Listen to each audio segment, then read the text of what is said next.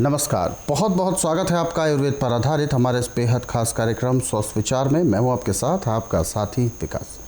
दर्शकों, स्वस्थ विचार कार्यक्रम एक ऐसा कार्यक्रम है जिसमें प्रकृति से जुड़ी जानकारी दी जाती है, यानी प्रकृति हमें औषधि के तौर पर क्या कुछ प्रदान करती है, प्रभु ने हमें आशीर्वाद के तौर पर कितने गुणकारी औषधियाँ हमें दी हैं, इन सभी की जानकारी आपको इस कार्यक्रम में मिलती है। और इन सभी विषयों में हमारा मार्गदर्शन करते हैं जाने माने आयुर्वेद के ज्ञाता गायत्री सिद्ध पंडित श्री लक्ष्मण दास रतन भारद्वाज जी।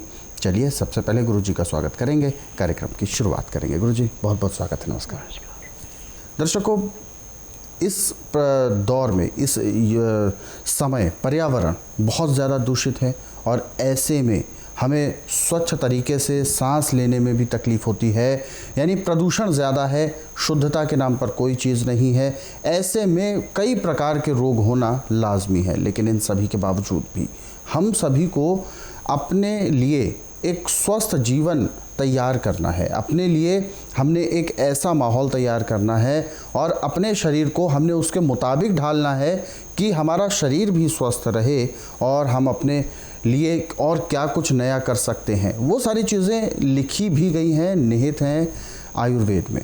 आयुर्वेद एक ऐसा ग्रंथ है जो प्राचीन काल से चला आ रहा है और जिसका निर्माण, जिसका उत्सर्जन हमारे पूर्वजों द्वारा हुआ था। बस ज़रूरत है उसके सही ज्ञान को समझने की, पढ़ने की। कहीं ना कहीं समय के अभाव के कारण हम अपने ही उस धरोहर से दूर होते जा रहे हैं, लेकिन इस कार्यक्रम के माध्यम से हम आपको दोबारा अपने उसी धरोहर से जोड़ने का प्रयास करते हैं और हम चाहते हैं कि आप में से हर एक व्यक्ति रोग से मुक्त रहे, कोई भी व्यक्ति किसी भी प्रकार के रोग से ग्रसित ना रहे। और इन्हीं सब प्रयासों में हम काफ़ी हद तक सफल रहे हैं और इन्हीं कार्यक्रमों में हम तमाम रोज़ाना अलग अलग विषयों पर बात करते हैं, अलग अलग रोगों पर बात करते हैं। कैसे आप अपने आप को रोगों से मुक्त कर सकते हैं, क्या कुछ ऐसी सलाह है जिसको मानने से आप अपने आप को रोगों से बिल्कुल दूर रख सकते हैं, वो सारी चीज़ें आपको बताई जाती हैं। इसलिए हम आपसे अनुरोध भी करते हैं, जब भी आप इस कार्यक्रम को देखने बैठें तो कॉपी और पेन लेकर ज़रूर बैठा करें। चलिए शुरू करते हैं अपने नए विषय पर चर्चा। आप सभी ध्यानपूर्वक कार्यक्रम को ज़रूर सुनिएगा। गुरु जी, आज के इस अंक में हम बात करने जा रहे हैं शुगर। मधुमेह एक ऐसी समस्या बन गई है इस समय के दौर में कि क्या बूढ़ा, क्या जवान, क्या बच्चे, हर किसी को किसी ना किसी तरीके से इस तरीके की समस्याएं उत्पन्न होने लगी हैं। शुगर एक ऐसी चीज़ है, ज़्यादा हो जाए तो भी परेशानी, कम हो जाए तो भी परेशानी। उन दोनों ही कारणों की वजह से पूरा शरीर जर्जर होने लगता है। तो सबसे पहले मैं जानना चाहूँगा कि आखिर शुगर किस तरीके की बीमारी है और शुगर में के कारण क्या क्या हैं, इसके साइड इफ़ेक्ट्स क्या क्या हैं? देखिए, नॉर्मल आदमी की शुगर 90 होती है बिना खाए पिए जी। खाना खाने के बाद 140 तक जाती है। ये है नॉर्मल शुगर का लेवल। शुगर होने का मेन कारण है आपके लीवर की खराबी है। जब लीवर पूरा पचाता नहीं, पैंक्री इंसुलिन नहीं बनाती। जब पैंक्री इंसुलिन नहीं बनाती, पित्ते में तेजाब बढ़ जाता है, आपका खाया पिया जाके आंतों के अंदर सड़ता है। सड़ करके फिर आपका पेट पूरा साफ नहीं होता, फिर इससे कई रोगों को निमंत्रण मिल जाता है। सबसे बड़ा कारण है लीवर को ख़राब करने का ठंडा पानी, चाय, कॉफ़ी, मीट, अंडा, मछली, बर्गर, पिज़्ज़ा, पेप्सी, लिम्का, चीनी, ये लीवर के विनाशकारी है। जब आपका लीवर पचाएगा नहीं, पैंक्री इंसुलिन नहीं बनाए, तो शुगर तो दिन दुगने रात से चौगनी बढ़ेगी।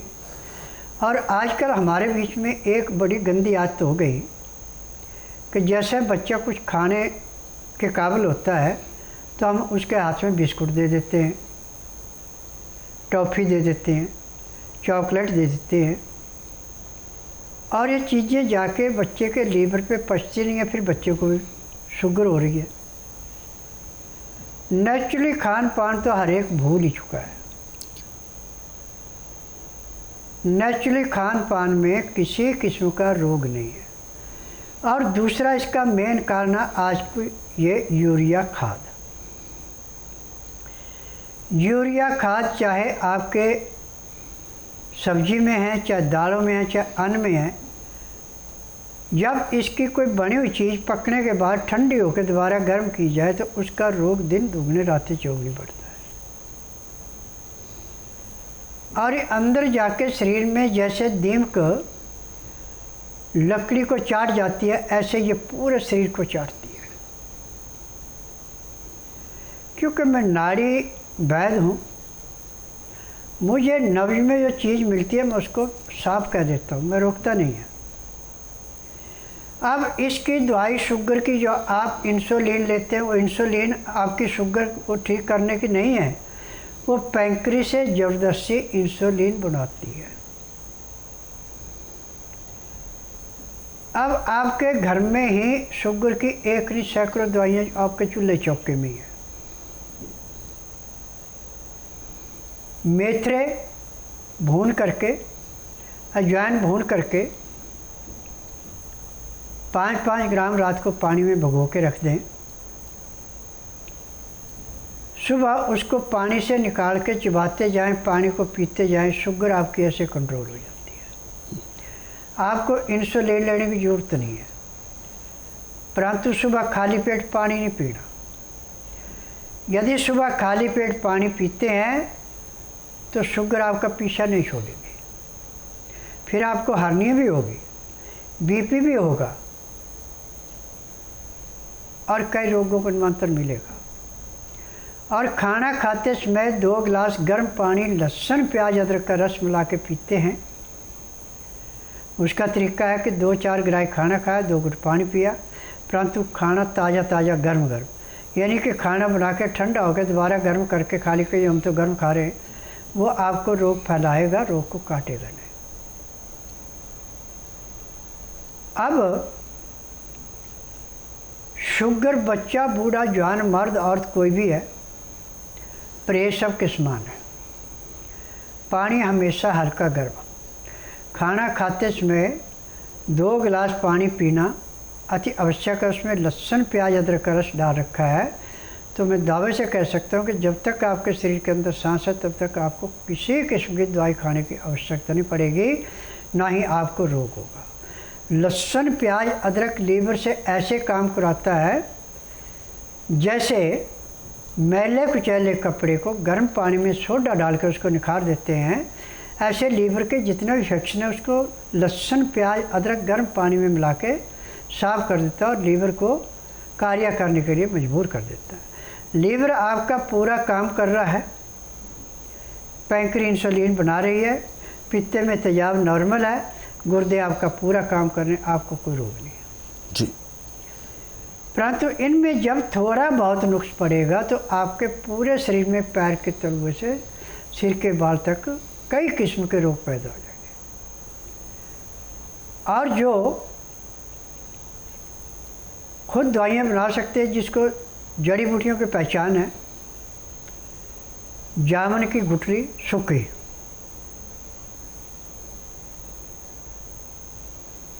सौंठ, बायबरिंग,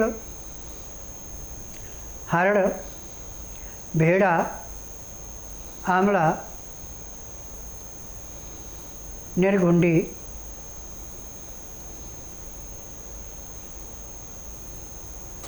ये 7 चीज़ें आप कूट के पीस के कप्पड़ छान करके किसी भी शीशी में रख लें। आपको इंसुलिन लेने की ज़रूरत नहीं है। खाना खाने से पहले आप इसका 1 चम्मच हल्के गर्म पानी से ले लें, उसके बाद आप खाना खाएं। खाना गर्म गर्म ताज़ा खाना खाना, खाने के साथ भी आपने 2 गिलास गर्म पानी लहसुन प्याज अदरक का रस मिला के पीना है। और खाना खाने में पानी पीने में 1 घंटे का समय लगाना। उसके बाद दांतन कूड़ा करके 5 मिनट के लिए आप वज्रासन बैठ जाएं। उसके बाद 10 मिनट आप सैर करके 20 मिनट के लिए सब आसन लेट जाएं। फिर 5 मिनट के लिए बाईं साइड करवट लें, 3 मिनट के लिए दाईं साइड करवट लें।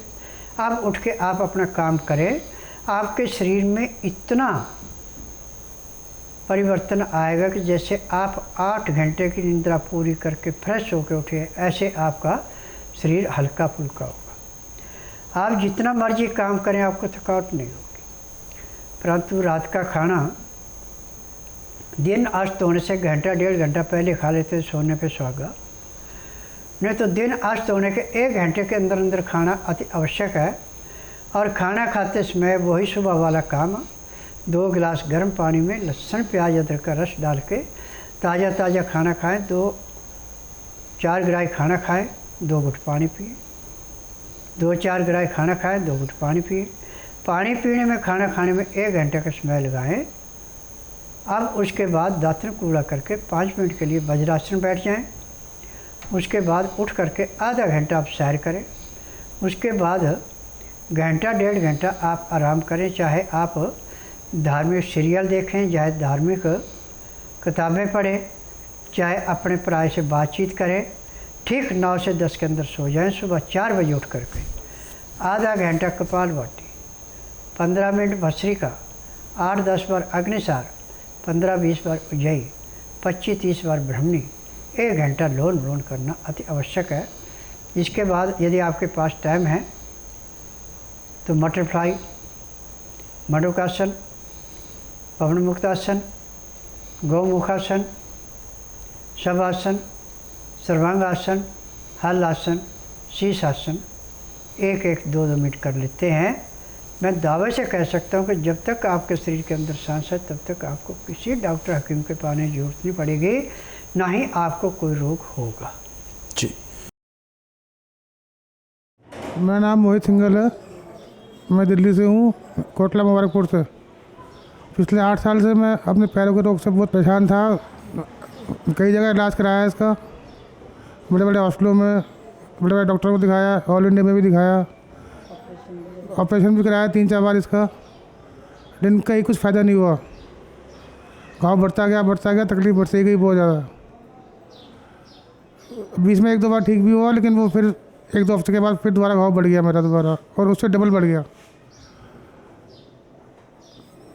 और फिर मुझे अब कुछ दिनों बाद ही जो किसी ने यहाँ के बारे में बताया, बाबा जी के बारे में, क्योंकि मैं आयुर्वेदिक में विश्वास नहीं करता ज़्यादा, लेकिन किसी ने कहा कि आप बाबा जी के पास जाओ, तो मैंने मन बना के बाबा जी के पास आया, उनसे इलाज कराया। आज अभी मुझे 1 ही हफ्ता हुआ है सिर्फ इलाज कराते हुए, और मुझे काफ़ी फ़र्क है इसमें। पैर में दर्द ख़त्म हो गया है, चलने फिरने में कोई दिक्कत नहीं है, घाव भर रहे हैं मेरे आहिस्ता आहिस्ता। तो बाबा जी को बहुत बहुत शुक्रिया करता हूँ कि उन्होंने मेरा इलाज करा।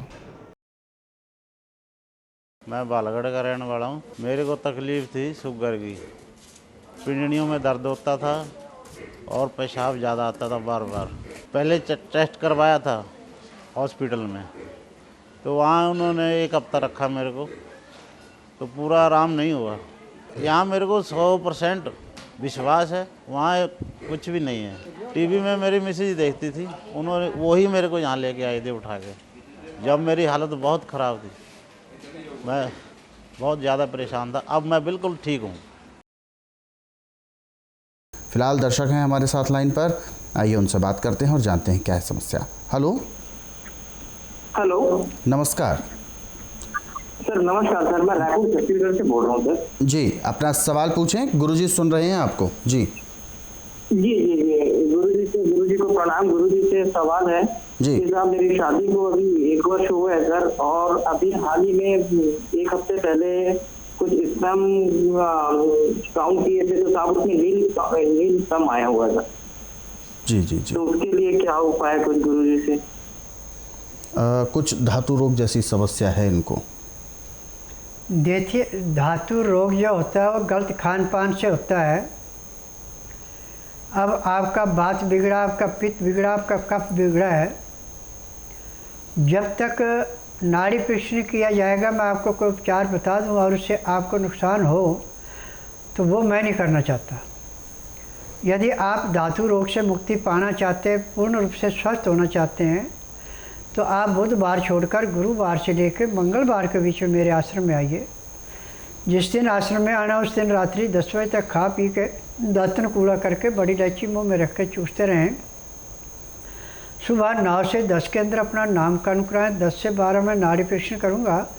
नाड़ी परीक्षण में पैर के तलुओं से सिर के बाल तक की MRI, CT scan, x ray, ultrasound, ECG, sonography सब कुछ 5 सेकंड में हो जाएगा। उसमें जो भी कमी है आपके शरीर के अंदर पाई जाएंगे दवाइयाँ दूंगा। दवाइयाँ खाने की हैं, दवाइयाँ पीने की हैं, मालिश करने के तेल हैं, आँख में, नाक में, कान में डालने की दवाइयाँ हैं। यदि दवाइयाँ आप नियम से लेंगे, परहेज करेंगे, तो जिस दिन आश्रम में आएंगे उसी दिन आपके धातु में रोक लग जाएगी और 15 दिन में धातु का नामो निशान नहीं रहेगा। परंतु दवाई आपको 1.5 महीना परमानेंट खानी पड़ेगी, तब जाके आपका लीवर जो है वो धातु को पूर्ण रूप से समाप्त करेगा।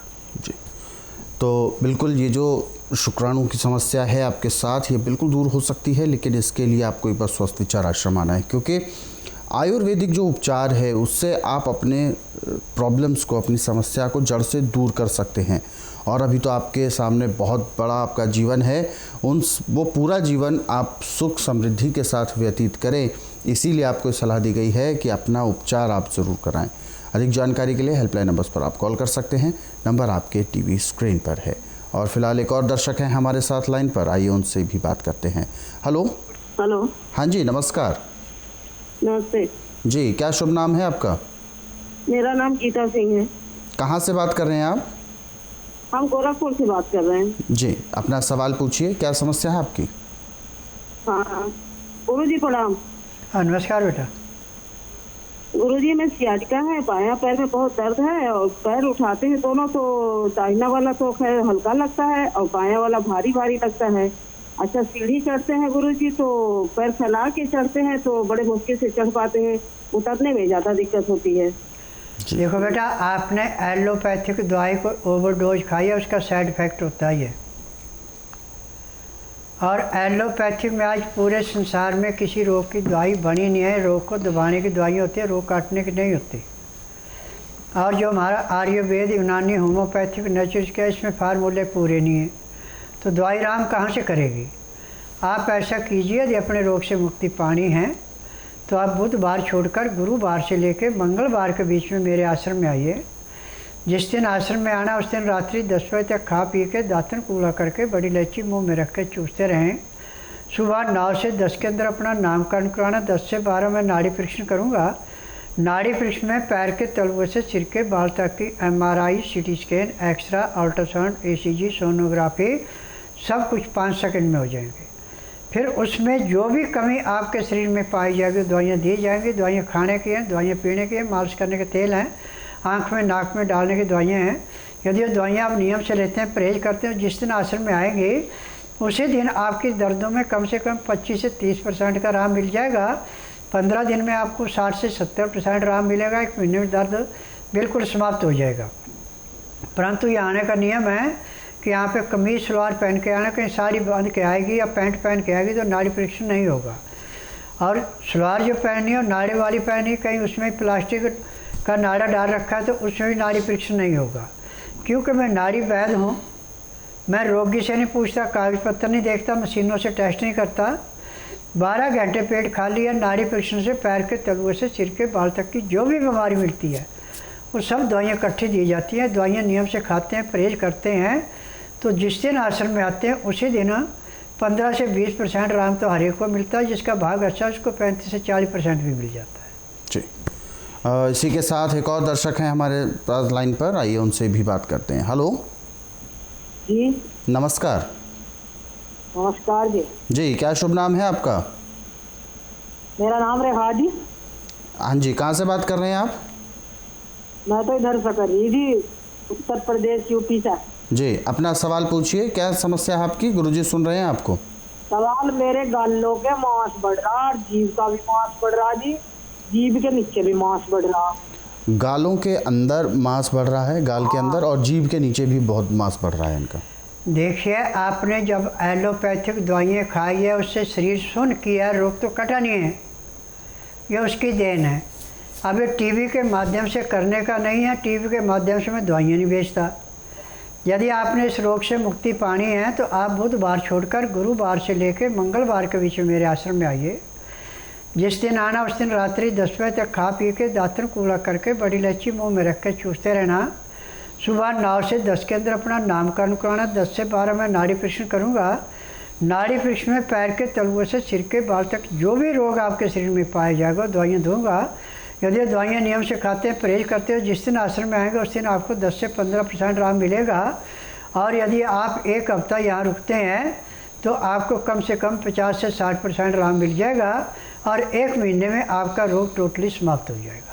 तो दर्शकों, हमारे इन कार्यक्रमों को आप सरल और सुविधाजनक समय पर देखना चाहते हैं, उन उपचारों के बारे में जानना चाहते हैं जो उस कार्यक्रम में बताए जाते हैं, तो आप YouTube के ज़रिए भी देख सकते हैं। हमारा YouTube चैनल स्वस्थ विचार सेहत की बात, इस YouTube चैनल को आप सर्च करें, सब्सक्राइब करें और इन कार्यक्रमों को ज़रूरतमंदों तक शेयर ज़रूर करें।